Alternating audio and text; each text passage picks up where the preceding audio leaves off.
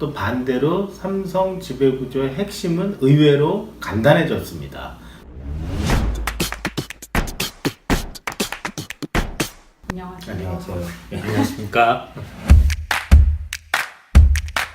이병철 씨 때에서 이건희 때로 내려오면서 그때도 이제 한번 상속이 있었죠.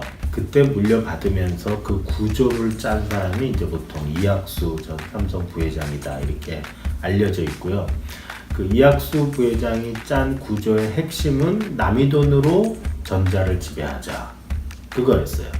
그러니까 이제 돈이 없으니까 돈이 없는 사람이 수많은 계열사를 거느리는 방법은 통상 세 가지가 있는데요. 하나는 남의 돈으로 지배하는 거.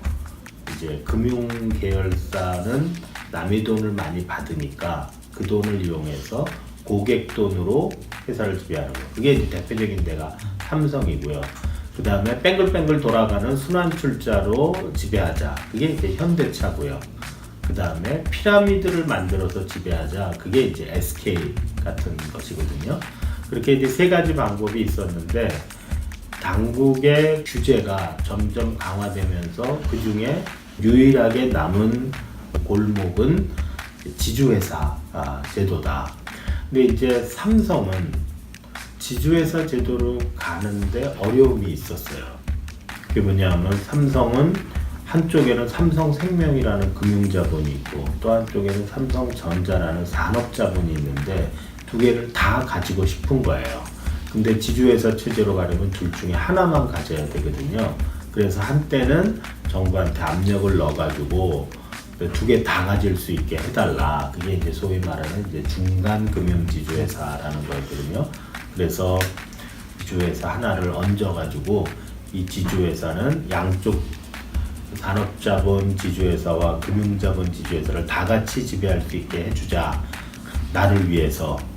근데 이제 그게 잘 안 됐던 거고, 그런데 이제 생명이 갖고 있는 전자 지분을 자꾸 여기저기서 그거 빨리 팔아라 라는 압력이 여기저기서 오기 때문에 마냥 기다릴 수가 없었어요. 그러니까 삼성그룹의 문제는 이건희 체제하에서의 고질적인 삼성그룹의 문제는 가장 중요한 회사는 전자인데 전자는 불충분하게 지배하고 있고 생명은 너무 세게 지배하고 있는 거예요. 불필요할 정도로.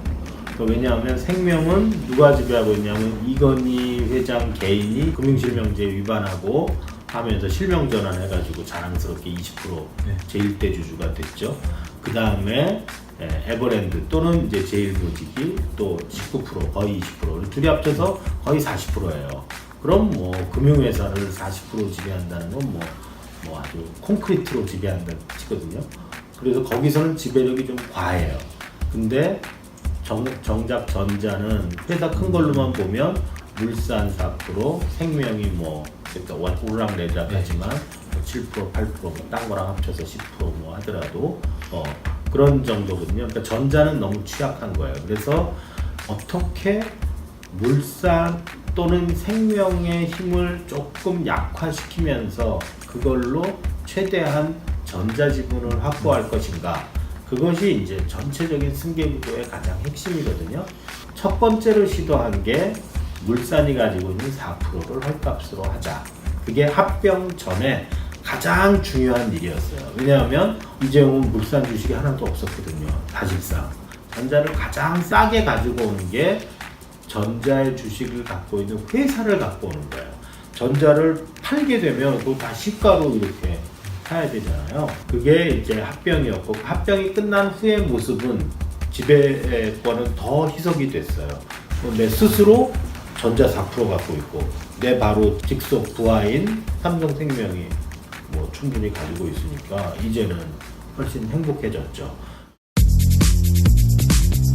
삼바는 두 가지 역할을 했다고 보여지는데 최근에 하는 역할에서 사람들이 의심하는 거는 삼성생명이 전자지분을 던지면 그 피같은 전자지분을 이재용이 지배하는 삼성물산이 결국은 떠 안아야 지배권이 흔들리지 않는데 뭔 돈으로 그걸 하겠냐.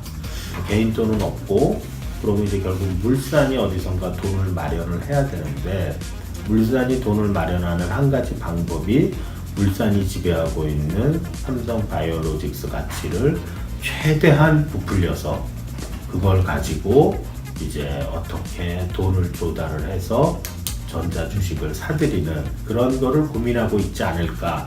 사람들이 의심하는 거죠. 물론 삼성은 한 번도 시인한 적이 없지만 그것이 이제 삼성 바이오로직스 사태가 중요한 한 가지 이유고요. 또 한 가지 이유는 과거에 제일모직과 삼성물산 합병할 때 삼성물산이 너무너무 가지고 싶었던 거예요. 왜 삼성물산을 너무 가지고 싶었냐면 삼성물산이 중요한 게 아니라 삼성물산에 있는 4% 정도의 삼성전자 지분이 있었거든요. 그거를 가지고 싶었던 거예요.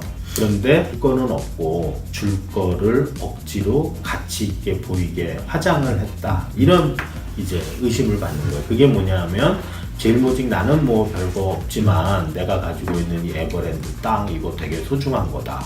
이렇게 가치 평가하는데 좀 뻥 튀게 했다는 의혹이 있고 또 하나 내가 삼성 바이오로직스 갖고 있는데 이게 뭐 어느 날 번쩍번쩍 빛을 발할 건데 그러면 나도 덩달아 고귀한 몸이 될 거다. 그래가지고 내가 가지고 있는 제일모직 주식 이거 비싼 것이요. 이래가지고 삼성물산하고 이제 좀 부당한 합병 비율로 바꾸는데 산발을 또 써먹었다. 지금은 가장 중요한 것이 이재용이 제일 많이 지분을 가지고 있는 회사가 어디냐? 그것은 통합 삼성물산이다. 그 이전에는 이제 에버랜드였고 그 다음에 제일모직이었다가 삼성물산 제일모직의 합병으로 통합 삼성물산이 지금 총수일가 지분율이 30%가 넘는 가장 중요한 회사가 됐다. 돈이 없어서 천하에 이제 이건희, 이재용인가 그리고 삼성가가 돈이 없어서 이런 사태가 빚어졌다고 하는데 우리나라 상속세 구조가 결국은 최고 세율이 50%이고 지배 구조에 대해서는 20%의 할증이 붙게 되니까 결국 이제 60%의 상속세가 부과가 돼요. 사실 삼성그룹이라는 데도 이건희 씨가 가지고 있는 그 시가총액 중의 지분은 제가 알기로 한 5% 안팎 이 정도밖에 안 되거든요. 그러니까 5를 가지고 100을 이렇게 아주 위태롭게 움직이는데 그 중에 이제 60%를 또 상실되고 하는 거니까 그러니까 그만큼 이렇게 재벌들에게서는 이 상속, 부의 승계 문제가 절실한 문제일 수밖에 없다. 문제. 법대로 해야죠. 이재용과 사회가 주어진 법과 규칙 하에서 찾아가는 수밖에 없다.